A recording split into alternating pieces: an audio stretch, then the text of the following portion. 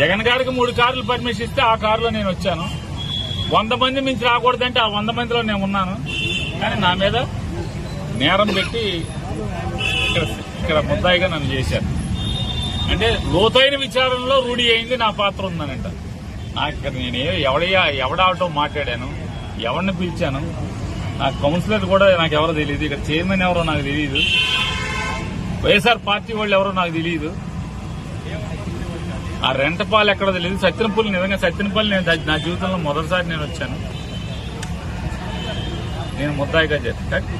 ఇవాళ జరిగేటువంటి ఈ రాష్ట్రంలో జరుగుతున్న ఈ సైకో పరిపాలన, ఈ నరకాసుర పరిపాలన ఏ రకంగా జరుగుతుందనడానికి ఇది ఉదాహరణగా చెప్తూ, కేసు పెట్టినంత మాత్రాన, నన్ను సత్తెనపల్లి పోలీస్ స్టేషన్కి పిలిపించినంత మాత్రాన, లేదా వాయిదాకి బందర్ నుంచే సత్తెనపల్లి కోర్టుకి నేను వచ్చినంత మాత్రాన, లేదు ఇవాళ సత్తెనపల్లి కాదు రేపు జగన్ గారితో ఎక్కడికి వెళ్తే రాష్ట్రంలో ఏ మూలకి వెళ్ళినా ఆ మూలకి కేసు పెట్టినంత మాత్రాన నేను జగన్ జెండా వదులుతానా, జగన్మోహన్ రెడ్డి పేరు మర్చిపోతానా, జగన్తో తిరగటం మానేస్తానా? ఇష్టం వచ్చినన్ని కేసులు పెట్టుకోండి మా మీద, వైఎస్ఆర్ కాంగ్రెస్ పార్టీ వాడి మీద, వైఎస్ఆర్ జగన్ జెండా మోసేవాడి మీద. నువ్వు ఎన్ని కేసులు పెట్టినా జగన్ జెండా మోసేవాడు జెండా వదలడు.